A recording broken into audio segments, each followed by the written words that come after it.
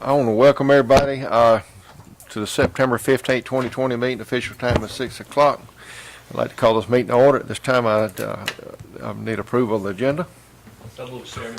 We have a motion. We have a second. Second. Second, Commissioner Martin. All in favor, aye? Aye. Ayes have it. Commissioner Pitts, would you do the honors tonight? Yes, sir. May I ask everybody please stand? Please bow your heads. Father God, we come this evening, Lord, just give you thanks. Thank you, God, for letting us live in such a fine country, Lord. We have an opportunity to come to public meetings, Lord God, to hear the county business, Lord God, and give our input on things that we feel like is in the best interest of our community. And I thank everybody for coming this evening, Lord God, and just hope everyone has something to share that in order to help us make the best decisions possible to move our county in the right direction. Lord, we ask that you add a special blessing to the commissioners, Father God, as we make these decisions that we feel are in the best interest of our community. And just, Lord, continue to bless Jones County and keep us safe. And let this COVID go away. In your son, Jesus' name, amen. Amen. I pledge allegiance to the flag of the United States of America and to the republic for which it stands, one nation, under God, indivisible, with liberty and justice for all. Thank you, Commissioner Pitts. Yes, sir. Chairman. Tonight, before we start a meeting, we got a very special person with us tonight. I'm gonna tell you a little story. Years ago, there was about a 7-year-old little boy went into his office with his dog named Cookie. Got hit by a car. Uh-oh. He was right across the road in a little field, in a small building. I just knew Cookie was fixing to die. Dr. Moore took Cookie and sewed her up. Said, "Son, he's gonna be fine." Dried my tears and sent me back home. We'd like to recognize a real special person tonight. Jennifer, would you like to?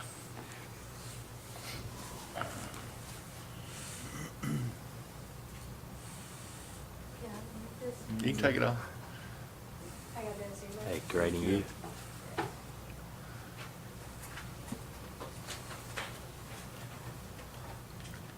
Good evening.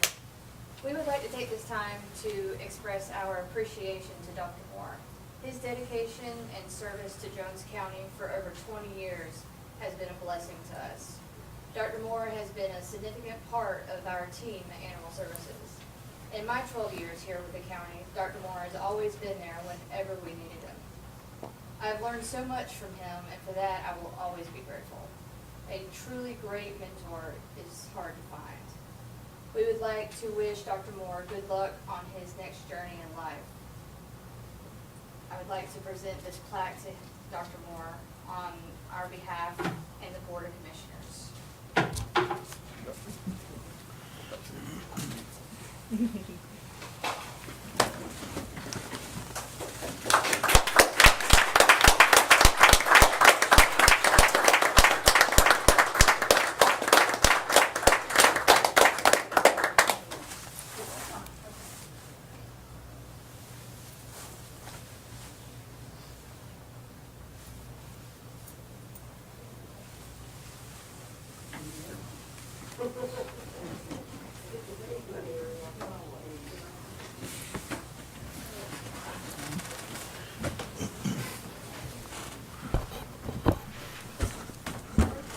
Dr. Moore, on behalf of the Jones County Board of Commissioners, we thank you very much. Yes, sir. Thank you so much. Thank you. All right, that was great. All right, we move on tonight. Consent agenda for approval of minutes. We have the first Tuesday, September 1st, 2020. We also had an executive session September 1st, 2020. Everybody had an opportunity to review the minutes? If so, entertain a motion to approve. So moved, Chairman. So move, and we have second, Commissioner Martin. Second. All in favor, aye? Aye. Ayes have it. Thank you. We move on to new business tonight. SDS update and water. Greg Boyd. Evening, Mr. Chairman, Commissioners. Thank you all for inviting me to be here this evening. Wanted to talk to you here tonight about a pair of items. First on the agenda is an update to the service delivery strategy specifically for water services. As you all know, the SDS is required to be revised every 10 years. Local governments can revise it more frequently as needed, depending on changes in service areas. We've had one of those. This is a very small change. It, in fact, just includes a portion of the parcel on which the Jones County High School property is located.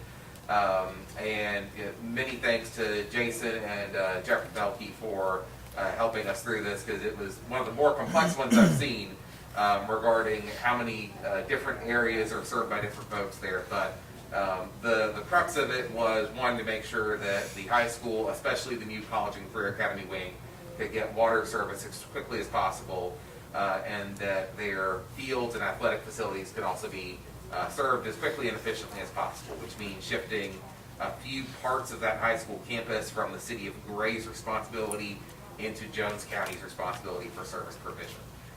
So if you look at the map that was handed out beforehand, it would be at the very last page. You can see the small changes that were made on that part. But the city of Gray, mayor and council took this up and approved it last month. So now we're bringing it here to the county for your approval of the change to the service delivery strategy, which will then be transmitted to DCA and will become effective upon their final approval. So, any questions that I can help answer at this time? Mr. Chair, I make the motion that we approve the resolution of the Jones County Service Delivery Strategy.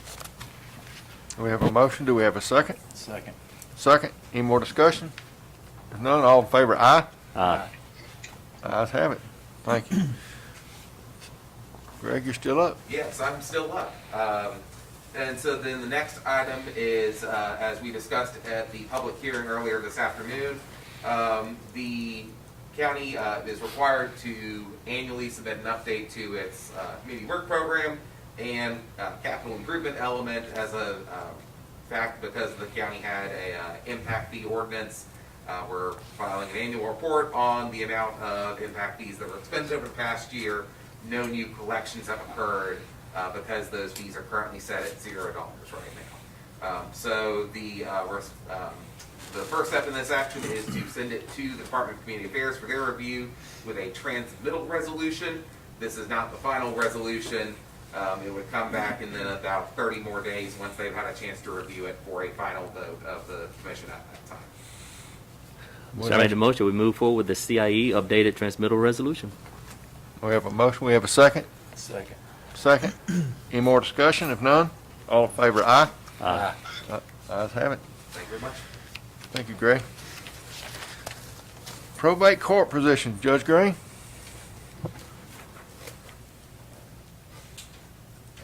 It feels kind of strange coming to y'all for what I'm coming here for, right after you've adopted the budget. It's my understanding that that was the way it was gonna be done this year with these unusual times. So anyway, just to quickly go over this, I'm glad to answer any questions. A little over 2 years ago, I think it was July of 18, full-time employee left and went to work somewhere else. And at that time, I committed to trying to fill that position with a part-time person, and we've done it for a little over 2 years. But really, we need a full-time position. So what I'm proposing is to go to a full-time position and keep this part-time position that I have at instead of 29 hours a week, at 16 hours a week. There's certain things that we have to do a couple of days a week for firearms license that person can really help us with. So that's what I'm proposing to do. As far as the salary is concerned, when I back out the difference between 29 and 16 hours, it's an increase in the budget of about $19,842, and that's a little bit different than yours.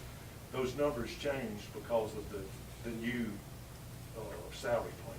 That's what the salary's going to So, and I'll be honest, I don't know what the insurance cost is, but that would be the salary position that I'm asking for is an increase in salaries of $19,842. Questions for Judge Green?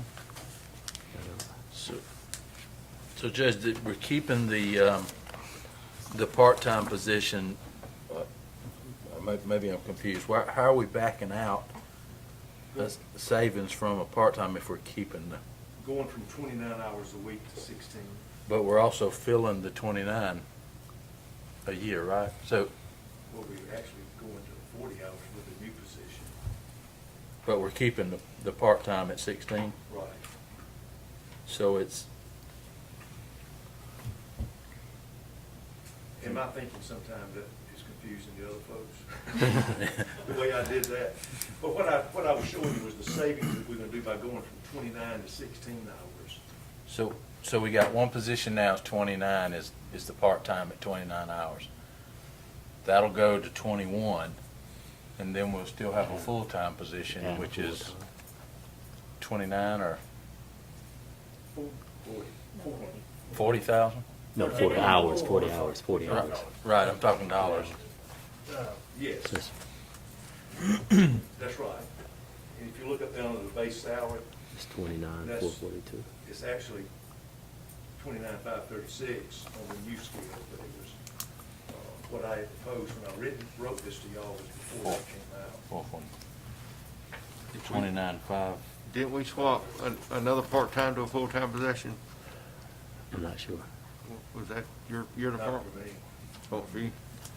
Well, I was thinking somebody we did that for. So it's gonna be 29,536, and then we're keeping 21,438 for the part-time. Is that? Well, no, it's not that much. It says 19. Yeah, no, okay. I did the savings and not what it was gonna cost. Wait a minute, I get it.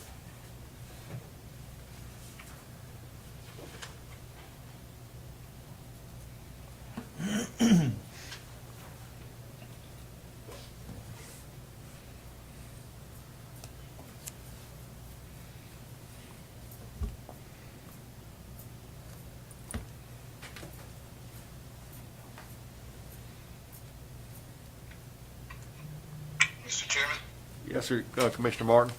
sounds like y'all are working on some numbers real quickly.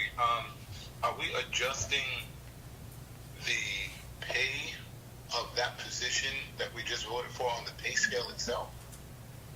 We have to bring it up to the minimum of the pay scale. Right, so I'm just clarifying. You're gonna bring it up to the minimum, and is she gonna use part of that to pay the other part-time person? No. Okay, good. I just want to make sure we don't affect the integrity of the payroll study that we just went through. Yeah. All right, so is there additional funding in this budget to cover the other part-time position? It's a full-time position. It's a full-time position, Commissioner Martin. He's asking for a full-time position, to add a full-time position, keep the part-time, but cut the hours back on it. Okay, because originally it was a full-time position, so I interpreted that as he was reinstating the full-time position. Is that correct? That's right. Okay, so he's reinstating the full-time position, and basically he's asking for approval of the part-time position at reduced hours. Reduce hours. Yes. Okay, that, That's good, that's a better way of explaining That it. makes it clear. I'm trying to keep it simple. thank you for clarifying that, because we were all confused there for a minute. All right, you're welcome. So, again, now my original question is, does he have enough in his budget to cover just the part-time position? Because we're going to cover the full-time, because that's just restoration. Yes. Yes, there's enough in the budget currently now Yes. It is? Okay, cool. Motion to to approve. cover the fund. Okay. Well, if the money's in the budget for it, It's then, actually a little bit more. so you got the All money. right, we got a motion to approve. Now, second. Second. Any more discussion? If none, all in favor, aye. Any opposed? Okay, ayes have it. Thank you. I'm not exactly sure what we did, but I thank y'all. You got what you needed. You got what you needed. Thank you, Mr. Park, You're welcome. for making that clear. All right, thank y'all. Thank you. All right, generator fuel tank, Mr. Engel?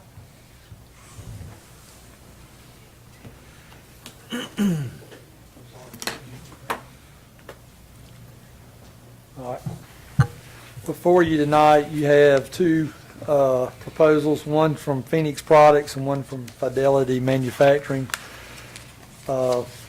We sent a request out to 4 manufacturers to construct a belly tank for the existing 200 kW generator the county owns now that's not being used. Both these responded. Phoenix Products, who built our belly tank for the generator at Masseyville, was at $14,972. Fidelity revised theirs today because they didn't quote what we'd asked for. and they came back in at 13,700. We recommend going with Fidelity. And this will, what was proposed was they would come to Gray, pick up the generator, carry it to their manufacturing facility in Ocala, construct the tank, fit it to the tank, bring it back to Gray, and then it will be set wherever the county decides and wired to a transfer switch. So there'll be standby power here. So it's turnkey ready when we get it back. Yes, All right, that's they'll great. just need to be filled and wired up. Any questions for Mr. Ingram? Any questions there? I was looking, the first page just had one number on it, and then the second page had the rest. I was wondering where we got to the 14.9 from Phoenix, but I see You it. had to keep going, you went to the last page. Yeah, you gotta go all the way to the end, right, Chairman? Flip the page. Got you. No questions? Nope. Mr. Chair, I made the motion, we go with Fidelity for the generator fuel tank. Second. We got a motion, second by Commissioner Kitchens. Any discussion? If none, all in favor, aye? Aye. Any ayes have it, thank you. Thank you. Thank you, Mr. Ingram. We tabling this next one? Yes, sir. Okay. Motion to, we need to table, postpone it, don't we? We don't have our coach with us tonight. We need a motion to postpone. Oh, we're gonna postpone it? This is the one where. Oh, yes, we're gonna talk. Yeah, I Yeah. understand. Okay. Right. Chairman, Yes, I make a motion, we postpone the number 5 Public Facilities Authority resolution until I did talk about another delegation. day. Yep. Have a motion, a second? Second. Any discussion? If none, all in favor, aye? Aye. Ayes have it. Commissioner Pitts, you, cash vest. Yes, sir, Mr. Chairman, I was on a NACO, I was doing an ACCG business meeting, and it was a NACO business meeting. Cash Fest had a presentation about ways to potentially save some money. So I asked Jason and Levita to listen in on a presentation. I'm going to ask Jason to give us a little feedback, and we kind of have a recommendation we want to make for the board going forward. So, we had a web presentation, a web session with CashVest. Levita and I did, and just kind of learned a little bit more about what they do and how they do it. It's essentially an analysis service for your bank accounts, where they kind of look at really a couple different things. One is what fees you might be incurring right now, and then the second piece of it is sort of what interest rates you're getting. And so the service they provide is kind of taking a look at that and saying, you might be able to have lower fees if you do this differently, or you may be able to get a better rate of return if you do that differently. And so that's kind of the service they provide, and they charge a fee for that service of about $250 per million of your budget. So that's kind of the way they're compensated for their services. But that's sort of an overview of what they do, and I'll be happy to elaborate on any of that if you want. And pretty much what we're going to do, Mr. Chairman and Commissioner, just talk to our financial institutions locally that we have services with to see if there are any better rates or any better products they can give us in order to try to save the county some money. So it's a good exercise. We learned something from it. We'll talk to Mars Bank, Cadence Bank, and determine if there are any products or services they can offer to continue to save us money and make sure that we're getting the best bang for our buck. So thank you, Jason and Levita, for participating in it. And there's no action to take, Mr. Chairman. Okay, no action at this time. Thank you, Commissioner Pitt. Is that it? Yes, sir. Okay. Authorize invitation to bid Sheriff's Office vehicle. Mr. Risman? Yes, sir, Mr. Chairman. So you'll recall that with a portion of the SPOS funds, the Sheriff's Office purchases a number of new vehicles each year.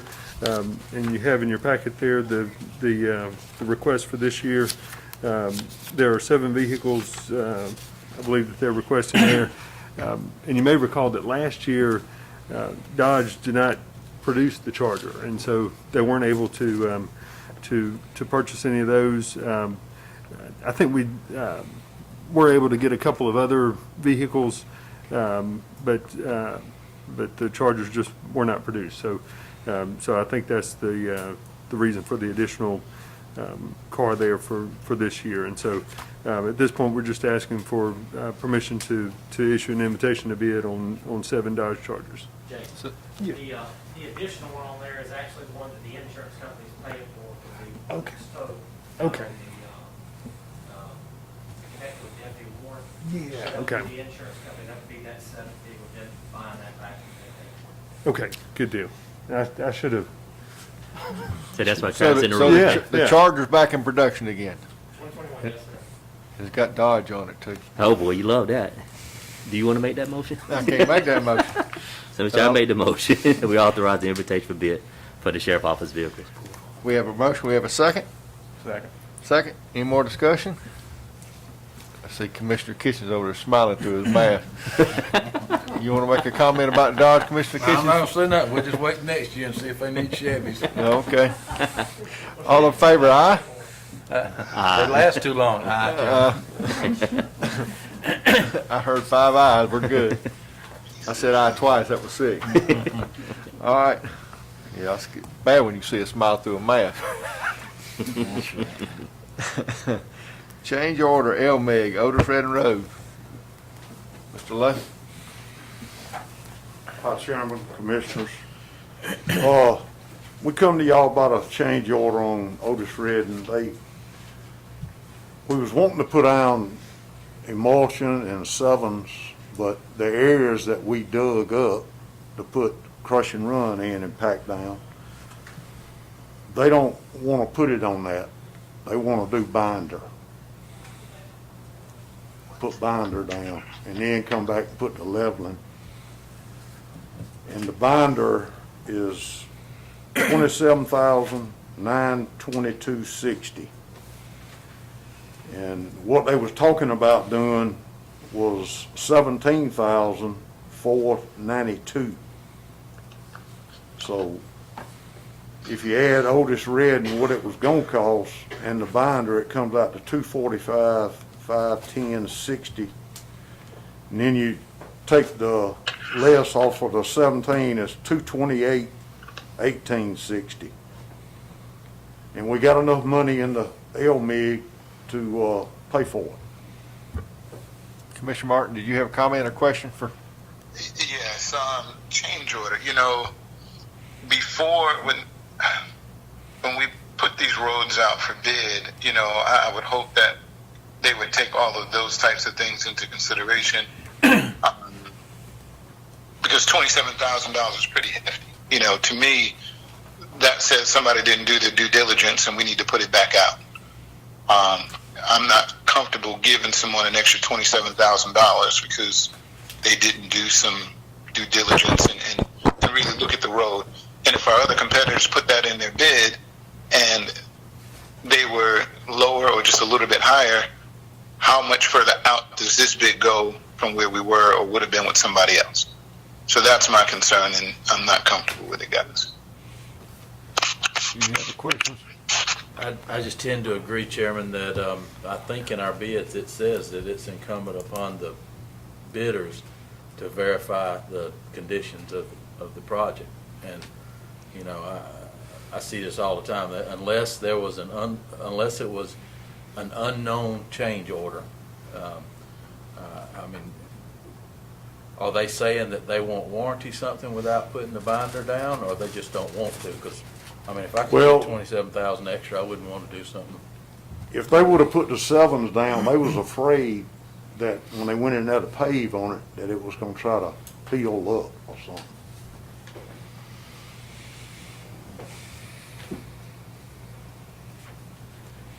But, go ahead. No, I got an issue with that. Again, that does throw off the bid process. I mean, if had the others known that and bid on it and was $27,000 less, they wouldn't have gotten the job to begin with. So, I mean, without looking back and seeing what those numbers are, I gotta agree. I'm not comfortable with them a change order at this point in the game because they feel like it might not work. Well, they're professionals. They're supposed to bid on what will work. And I guess my question is, With all the projects in the past, has this been common practice, the sevens and everything else that you recommended or you're proposed doing before they actually come and pave the road? Well, we come up with the sevens after, Okay.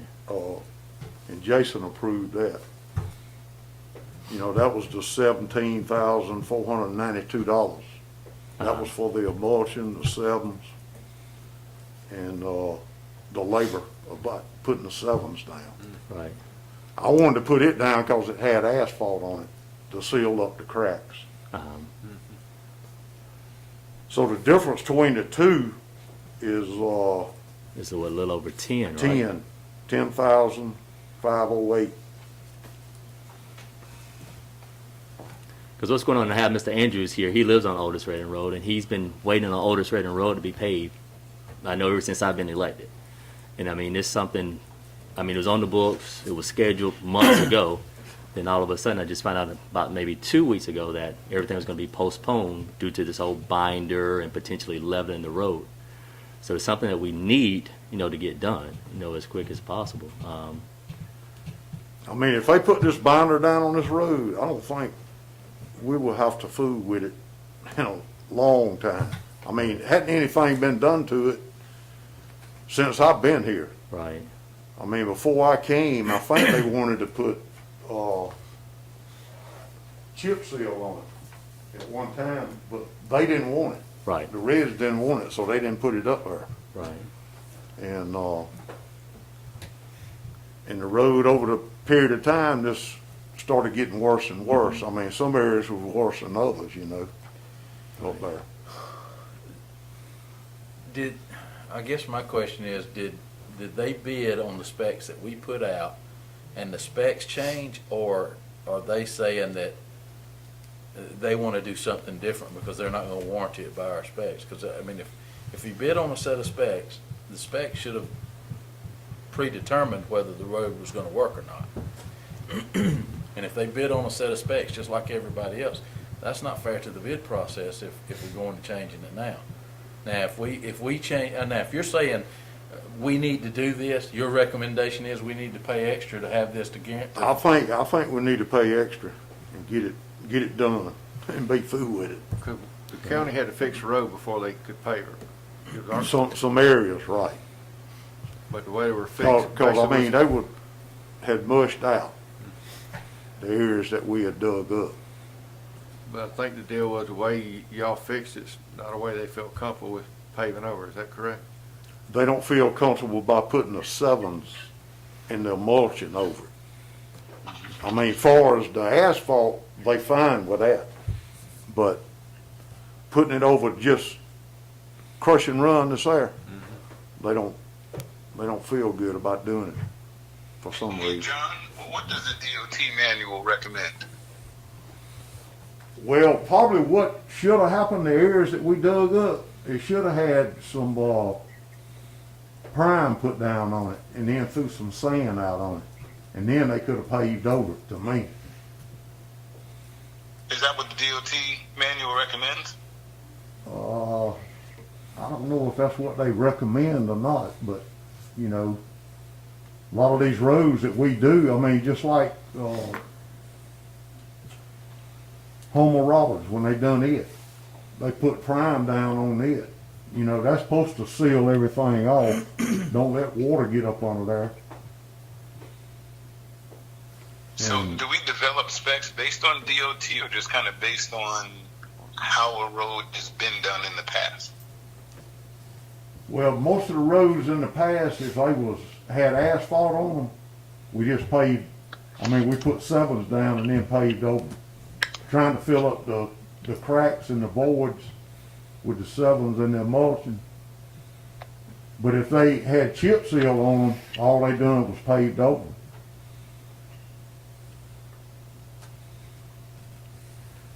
But if I heard correctly, John, you said there's something that we should have done, but we just did not do it, or we didn't do it correctly. Is that right? Where you said we should have put some sand or some other type of material down?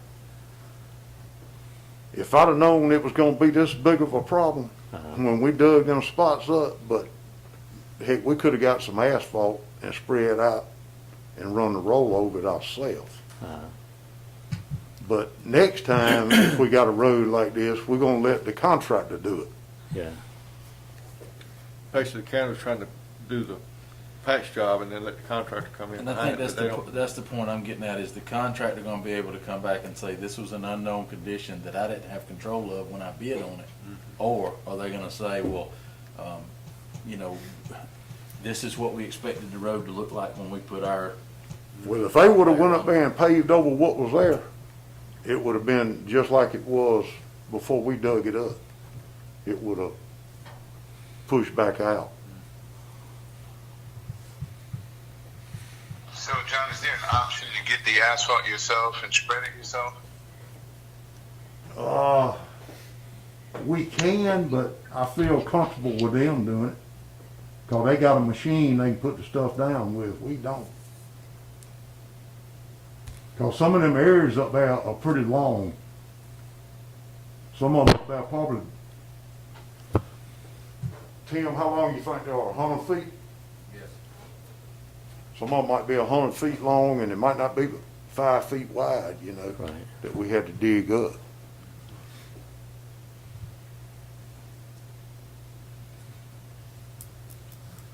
Did any of the other bidders include this process in their bid?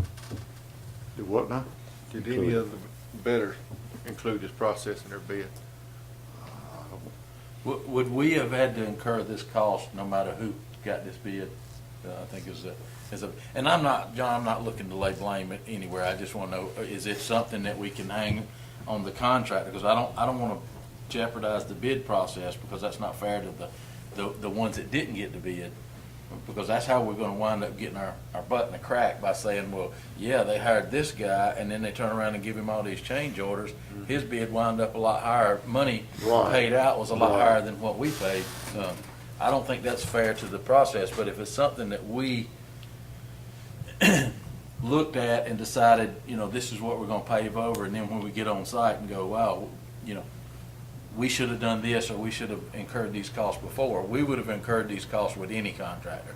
And if that's the case, then I don't mind paying this contractor, but I don't, you know, I don't want to jeopardize the. Well, like I said, next time, me and Jason has talked about it, and we'll probably just let the contractor, you know, let him dig the spots up Yeah. and do what needs to be done instead of us. Right. So whoever got this contract, we would still be in this situation. Yeah. Right. It's an awfully long pause, Sam. I mean, No, that was- he said yes. Okay. He said yes. So I mean, being it's something that has to be done, it's been on the books for a while, I want to make the motion we move forward and let Reeves complete the project, do the binding, the leveling, and get Otis Road and road paved. We have a motion. Do we have a second? I'll second, Chairman. Commissioner Kitchen, second. Any more discussion? I hear what they're saying. I'm just not a fan of circumventing our bid process. It affects the integrity of it. And $10,000 is a huge change order. That's actually our threshold to trigger a bid.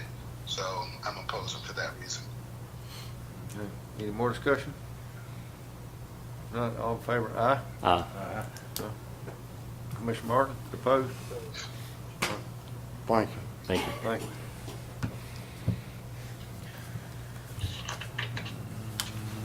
Transit contract extension. Mr. Resner? Yes, sir, Mr. Chairman, you'll recall that we bid out the transit service, I guess about a year ago now, and that agreement called for several extensions of that agreement, and all that was laid out in those bid documents and in the response from our vendor. So what you have before you tonight is just a one-year extension of that agreement at the prices that were specified in the response from the vendor. So I do have a question. Is this the same group we had issues with the seniors riding on the buses with the? No, I think Okay. we looked into that. There used to, at one time, there were two different transit services. I think one was through one state agency and one was through another. This is the 5311 GDOT transit program, And as I recall, it was the other program. That Okay, I was- just wanted to make sure. That's it, Yeah. because I remember getting some complaints from some of the seniors, and I know they're not riding the buses now, but Right. I just wanted to make sure we addressed their concerns. That was Yeah. the biggest thing. So, I guess even any questions?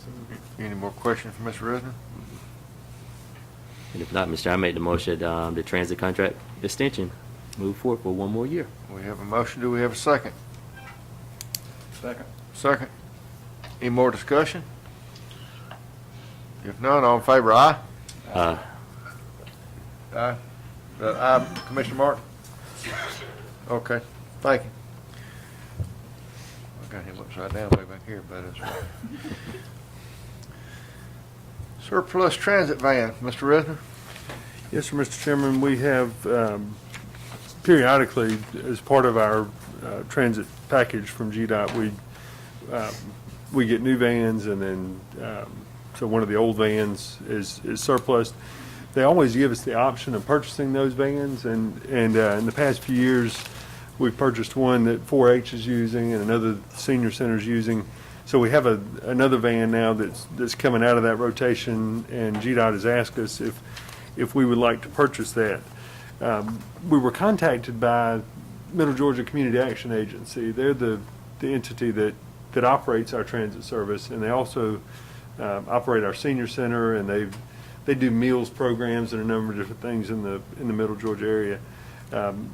They are interested in purchasing the van. I've talked with Ashley, and she's done some research on it, and there's not a scenario where we can get that van and give it directly to them. Now you could opt to, and my understanding is they want to use it for a meals program for Jones County, where they would go to Bibb County, pick up meals, bring them back and distribute them in Jones County. So if the board is interested in purchasing the van, we could try to work out an arrangement with them where, we allow them to use the van for that purpose or something along those lines. You could also opt to purchase the van and use it for something else. I haven't been approached by anyone else that has a need there, but that's an option as well. So, I just wanted to bring it to you to see if this was something y'all wanted to purchase, or should we just let it go back to GDOT? $4,000 is the purchase price. You could also purchase it and then surplus it and allow Middle Georgia Community Action Agency to try to purchase it through a bid process. So that's an option too. But sort of an initial question is, do you want to purchase the van from GDOT for the $4,000? And where is the van? We still have it right now. It's not the one out here, right? I'd have to check. I don't know. Because I think we had one sitting out there for quite a while. Don't look like it's being used too awful much. That could be it. I'd have to check. I'm sorry, I don't know. If it's not, we don't want another one. I don't. We don't need two sitting on the parking We lot. don't need two sitting out there not being used. But do you feel confident that we can, I guess, work out something with the Middle Georgia Community Action Agency to maybe work out some type of lease purchase, or? I don't think we can do exactly what they want to do. They did talk about us transferring title over to them, which I don't think we can do that without going through a bid process. Now, the other counties, they say, have done this. I don't know how exactly, but we may be able to work out some type of agreement where we allow them to use it for that specified purpose, and the county retain ownership of it. Because, I guess when it comes to fees that we pay the Middle Georgia Community Action Agency, are there any fees we pay them, or? We pay them for running our transit service. And I guess what I was going to say is, if we are paying them some fees, maybe we can negotiate our fees when it comes to this van. We'll give you a van valued at $4,000 to give us a reduction on the services that you currently provide for us. That may be something we could talk to them about.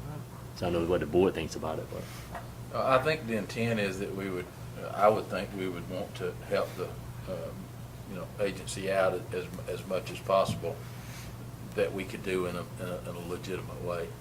So if that means working out trade off on the fees, or if there's a legitimate way to finance it for them, buy them through us, or auction it to them, or however. And then, what's the timeline on letting DOT know we We're- want it or don't want it? We're kind of up against the deadline now, so.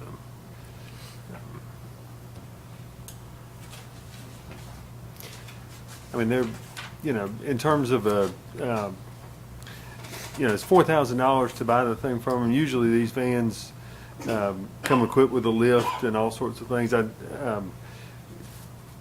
feel like worst case scenario, if you bought the van from GDOT, you couldn't work anything out with that group.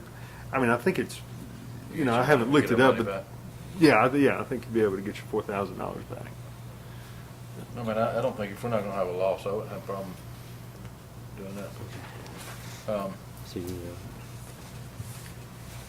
So would the motion be to buy the surplus van from GDOT and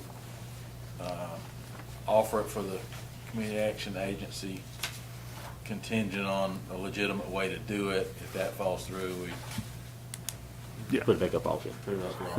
Second. So, in other words, the motion is to purchase the van from GDOT. With all the added on. Second, Chairman. Second. Commissioner Martin, any discussion? I'm gonna pass. You gonna pass on that one, okay. All in favor, aye?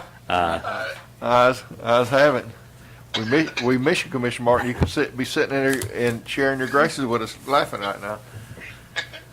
I miss y'all too. We'll get there. Oh, Jesus. All right. COVID-19 dislocated workers grant. Ms. Wagner? The Middle Georgia Consortium reached out to see if we would like to partner with them to provide jobs for dislocated workers, people who had lost their jobs because of COVID-19. We would not be paying for their services. Middle Georgia Consortium and WorkSource Georgia would be paying them, but I wanted to get your blessing to move forward. And this is the group that we have already partnered with to bring employees in. So this is very similar. We were talking at our last meeting about the person that work at the golf course. See, this is what I was thinking about doing. That way it would have saved us anywhere from $6,000 to $12,000. So I would like to see us move forward and work with this organization because we can save anywhere from $6,000 to $12,000 and put that employee and maybe others, throughout the county. So And on this particular program, the employees are, there's a title, and I can't, risk mitigation specialist. Basically, under this particular program, they come in and just do COVID cleaning and sanitizing type things. Okay, So, okay. I thought it was on work. so I guess You it's gonna tied put to them- the. From the work. You gonna put them weed eating? Okay. Okay. I'm trying to put in work. They're being paid through the grant for the dislocated work grant. That's correct. Okay. They just need us to partner with them to give them a place to clean. Yes. Make And a then we motion approve. Motion to approve the COVID-19 dislocated worker grant, Chairman. Second. Second. Any more discussion? For the record, Chairman, you are technically the chair, but I act as your proxy over there, so I'm glad that we're partnering with our agency to get it done. Well, I'm glad you proxying it for me. Commissioner Martin, you could explain that to us. All right. All in favor, aye? Aye. Ayes have it. Thank you. So you're my proxy, okay? Yes, You sir. didn't even know that. All right. Central Georgia Technical College, MOU. It's time to sign the new agreement for fiscal year 2021. It's the same agreement that we've had with them for years. No changes to it. Any question from Ms. Wagner? Anybody got a motion to? I'm just trying to make the most to be a part with Central Georgia Tech and sign the MOU to continue our partnership. Second. Second. You beat Commissioner Martin got the second over Mr. Kitchens. Y'all in the race tonight. Any more discussion? If none, all in favor, aye? Aye. Ayes have it. Thank you. Census update, Mr. Resner? Yes, Mr. Chairman, this is just our regular census update, and if you'll flip there to page 48 in your packet, you'll see a map there of all the counties and their response rates. We are doing pretty well there. We have exceeded our 2010 response rate, so we're one of the counties in Georgia that has done that. There's a short newsletter there from ACCG, and just a couple things from that. Georgia is still ranked 49th in terms of total census count, and so the state as a whole has a lot of work to do to make sure that everyone gets counted. But as a county, we are in good shape. It does say in this newsletter that enumerators are still out and about, and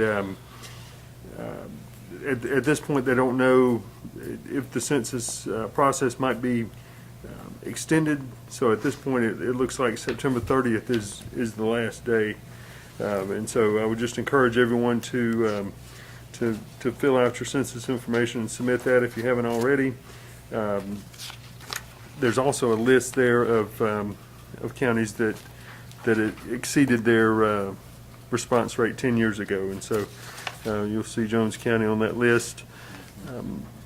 10 years ago we had a response rate of 57%, and this year we're already at 63%. So we want to continue with our outreach and efforts over the last couple weeks here, and do everything we can to get everyone counted. Well, they got boots on the ground. I had one day I thought it was going to run me down on the lawnmower. No, they're not home. But I've come in contact numerous times. Do what? They're not home. They're not home. They wasn't at the house we were looking for. They're not home. I was cutting the grass there, but it wasn't me. That's his house, right? I thought it was your house. No, my wife did ours online just when it was ready to do it, and I think they've been in my house twice because some of the GPSs don't show the north and south, and they come out there wanting to know why the numbers stopped. Winder Drive, so I told them they had to go around the other side. But they are working. I'm glad to see that. Good. All right, 1 month extension to Bradley Wayside lease. Mr. Redner, you want to explain the? Or you can if you'd rather. Well, but I can, but no, that's I'm fine. happy. I'm happy to. I didn't mean to throw that one back at you. No, that's good. I can do this. As y'all know, we're putting the Bradley Wayside auction barn up for sale, and the current lease or leasee would like a month extension. That way, if he's the winning bid, he won't have to be moving his equipment out, prior to them moving it back in. He'd like the opportunity to leave it in there until he knows for sure if he's going to be the winning bidder or not, so, which makes sense. Ask for a 1 month extension if the board would allow him, and he would pay for that additional month to give him the opportunity to bid on it and see if he'd be the winning bid that way. I see another smile from Mr. Kitchen. Open for comment. No, we're good. This contract looks like it's the original. Is there another line going in here that says for 1 month? Because it looks like on this one is term of lease shall be for 24 months beginning October 1 That's the through old. Yeah, September 30th, 2020. That's right. I just put the current agreement in there, Okay. and we'll draft up just a little short I got it. extension. I mean, his lease is up September, correct? That's right. So they go through October 30th. Yes, that's right. And that's going to be posted. When will that be advertised? Do we know? So I think we'll try to get. Okay, let me think. We can get the ad to the newspaper this week, so it'll appear a week from Thursday, and then if y'all want to just do a 2-week thing, if you feel like that's sufficient, or if you think we need to go longer, that's fine too. Do we have anybody that's interested in it, to your knowledge? They're wanting to know about an open house.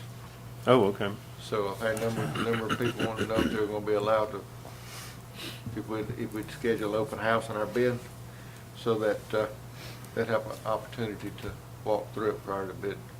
We'll probably get more for it if they just see the outside. But no, we can work on that.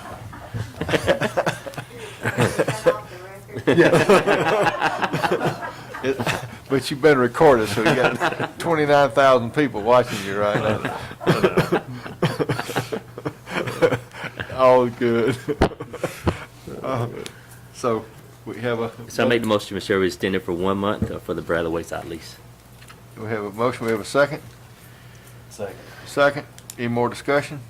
If not, all in favor, aye. Aye. Ayes have it. Aye, Commissioner Martin? All right, yeah, those are. Aye, okay. Thought I heard you, Si.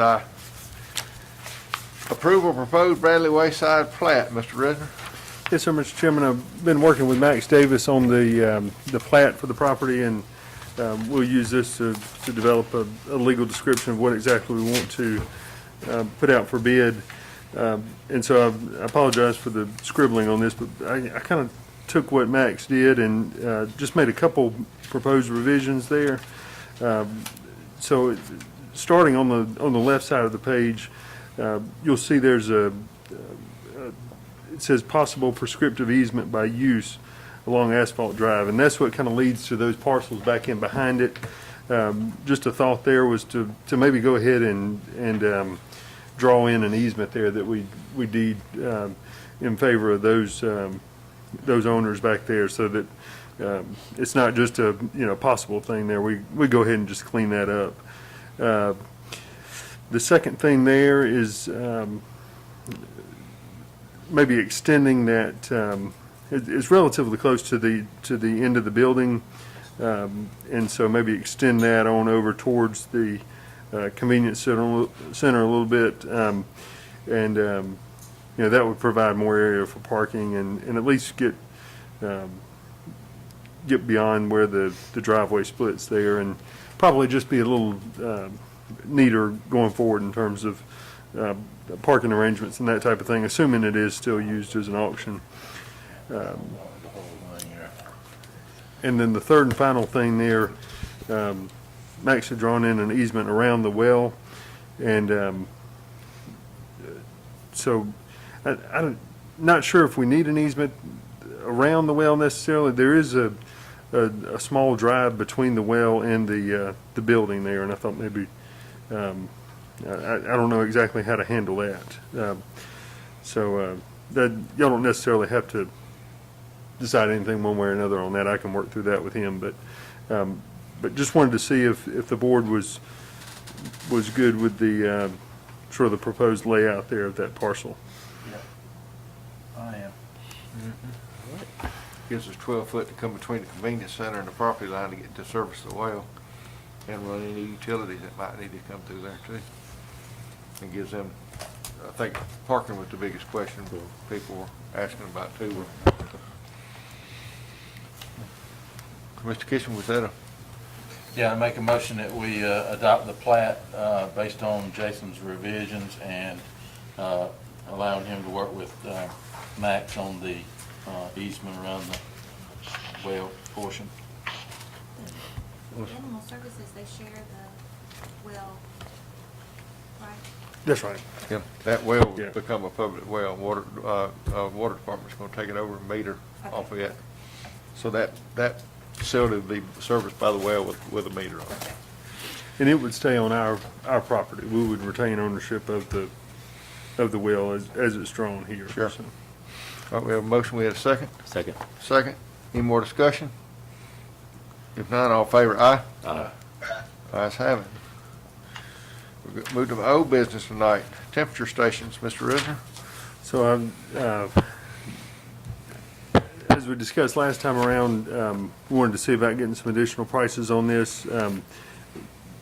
I have gotten one additional price. There's a unit that works with our metal detector. That one is close to, it was $9,900 for that. I'm still waiting on a price back from Audio Engineering and Macon. They supplied some for the Bibb County Board of Education, and about $2,000 a piece there. They did tell me we wouldn't be able to get pricing that good just because of a volume thing, but But they are working on a price for me, so I just haven't gotten that back from them yet. So at this point, I don't know that I have anything for the board to act on there. I guess I like the chairman's $49.50 a little bit better, right? Yeah. $49.50. Right. That's right, yeah, that's right.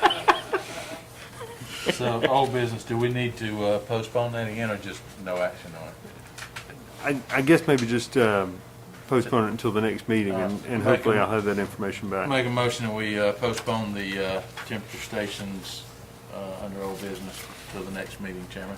Second. Second. I'm sure, Any more discussion? our attorney would appreciate that. All in favor, aye? Aye. Ayes have it. We're missing her keeping us straight Hey, tonight. listen, we rolled tonight, all right? I feel her presence. She's keeping us straight she- from afar. You know she's watching us laughing right now, right? There you I'm go. sure she is. On a roll. All right, department heads, who's gonna start tonight? Mr. Rizzo, you wanna start? Yes, sir, Mr. Chairman. Throwed your curve, didn't I? Yeah. Two things that I was going to mention. I had a call yesterday or a couple days ago from the health department, and apparently some counties assist with abandoning old wells, and she was asking if Jones County was willing to assist with abandoning old wells. I asked her what that would involve. She said filling it in with dirt and then some concrete on the top of that to cap off an old well. I told her that we had a commission meeting, and I was happy to kind of float it out there and see what kind of response I get. And so just wanted to, I know we can't take any action on that tonight, but just wanted to kind of throw that out there and see if that was something that y'all wanted me to dig further into. Like I said, I don't know what it would cost per well and that type of thing. I think the health department just had somebody recently that wasn't able to afford it, and so she asked. And so I'm asking you guys tonight. Are they asking us to do it at the cost to the county, or should we? Because, I mean, one side of that is we know that the wells are filled and capped properly, so that, you know, if somebody is derelict in their responsibilities, we don't have an issue later, a safety issue later. But the flip side is, you know, we went to driveway culverts years ago, putting in driveway culverts. I think if we come up with a nominal cost for it, I mean, that would be something that the county could do. It'd probably be a lot cheaper than they can get anybody else to do it. But I think I don't think that should be on the taxpayers to private wells if it's not a fee associated with it. Okay. Yeah, she said she's seen some of both. Some where counties do it for free, and some where they do it for kind of a, you know, reduced rate, kind of like. I think I mean, as long as we don't lose money, I wouldn't mind even doing it at cost as a service. But Yeah. I don't think it's fair to ask. They called me on that question, and I said that was above my pay grade. I'll pass it on to Mr. Resner, see, because they asked me a question. I said, honestly, I didn't know, you know, one way or the other.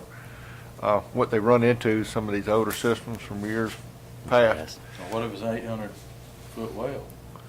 I'm sorry? I said, what if it's an 800-foot well, 4 foot in diameter? Well, here's the problem they've got. We'd be filling for a while. Yeah, it's not gonna be that deep, but no, what the problem they're running into is they got septic systems right beside wells and, you know, old school stuff, and Yeah. they got public water out there now, so they can't take a chance of repairing a system and it hitting the aquifer and contaminating, you know, from that point on. I think some of the solutions that the other counties have seen, it was to their benefit to fill them to make sure that their water source wasn't contaminated through a septic system. But I don't know where these are located at or anything like that. But it was a question asked me, and I said I'm gonna have to pass this one on. I couldn't answer it. All right. Well, if it's okay, I'll do a little more research, maybe get with John and talk to him a little bit about what all might be involved and what costs might be involved there, and we'll bring some information back to you. I have one other thing, Mr. Chairman. Sure. So we talked a while back about space for elections, and you know, we've got all this new voting equipment, and so really and at that time the board said that you would like all that to remain, here on the government center campus, if you will. And so really the only space that is large enough for both storage and when they have to pull the equipment out and test is a storage room in the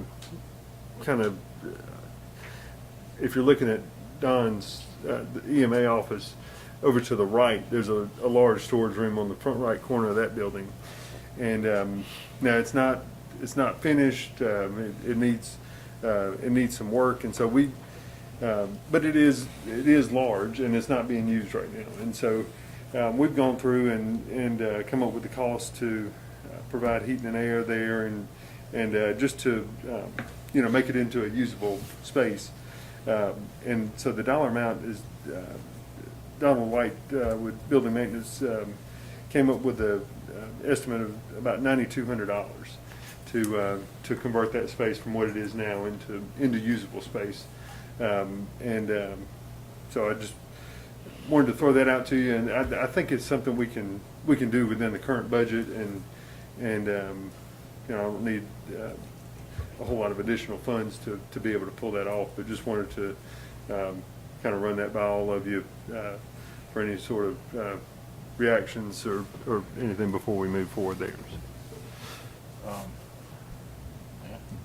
Don and Marion, okay with it? Yes. Don giving up space and Marion giving you space. Yeah. Ashley's trying to call me. Yeah, she sent a text that she's watching us. Get that. Can't talk right now. They like Hey, that. Ashley.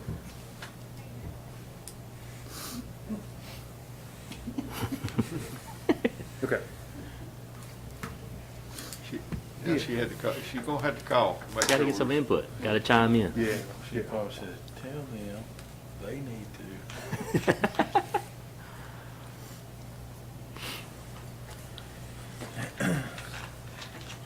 Okay.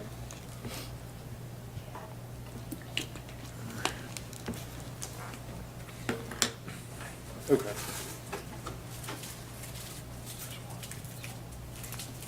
Yeah.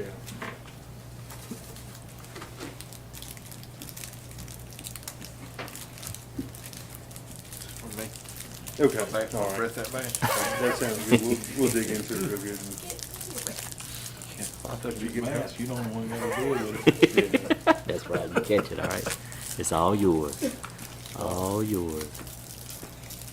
Okay. Okay. All right, I sure will. Thank you. All right, bye-bye. What we do wrong? Yeah, we're good. She was just talking about the wells, and she's been working with the health department, looking into some issues on that, and so All right. more to come on that. All right, good deal. Anything else? No, I think that's it. Mr. Lowe, you got anything for us tonight? Everybody else is gone. Thank you, John. Thank you. Well deserved. Swagger, you got anything? All right, citizen comments. Any citizen tonight like to come forward? Sure. If you would, for the records, state your name and your address for the. Sure. Timothy Andrews, 330 Otis Redding Drive, Round Oak. I'd like to thank the commissioners for their favorable consideration in approving the change order for the improvement on paving on Otis Redding Road. A little bit of history on that road. It's about a 26-year-old road. And just to concur or redefine what Mr. John said, at a time when Jones County was putting chip seal over plant mix roads, I didn't think that was a plausible way to correct the road. So when they came, we opted out. I personally had a meeting with them because that type of repair, in my opinion, was a waste of time and a waste of money.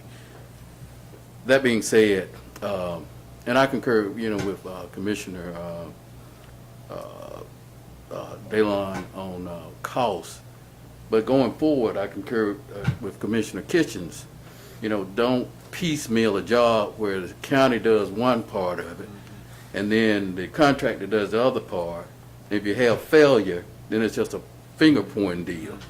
And unfortunately, you know, you don't have the monies to invest in coming back doing a corrective project when it fails. So I agree with you on that. But in the bid process, you know, that cost is a pretty substantial cost, I understand that. But from an observation standpoint, the thing that I did not hear was the time element. What is the return or the time in which that contractor will go out there and do the road paving? If that was a factor that could have been included in part of the discussion, I think it would have been plausible to either accept that $17,000, whatever amount, you know, upgrade on it. So again, we've been out there for the last 6 months with crush and run, and it's been flying all over the place, dusty, and just a deplorable way to travel in the 21st century on the road. But and we're getting to a point that we're going into the fall and winter season, which is not always conducive to a road improvement or paving project. So at this point, could someone address or have, could advise us on what's the time element for the commencement of the project and the conclusion of the project? So, that same thing I was going to say, John or Jason, can at least comment on notifying them tomorrow that we are going to do the binding, the leveling, and it was already on their books to pave the road. What is the earliest they can get out there and get the process started? John, do you know how quick Reach can do that? I'm hoping I can get out there by the end of the month and get the thing out today. If you could call tomorrow and just give them a heads up as far as what we're looking at, so they can let their neighbors know also. Yeah, because again, going into the winter months, that's not a good time to be doing the roads, especially when you got moisture contents going into the base and things of that nature. And then all we're gonna get is another road in a couple, 3 years. It starts separating, and it's just a mess.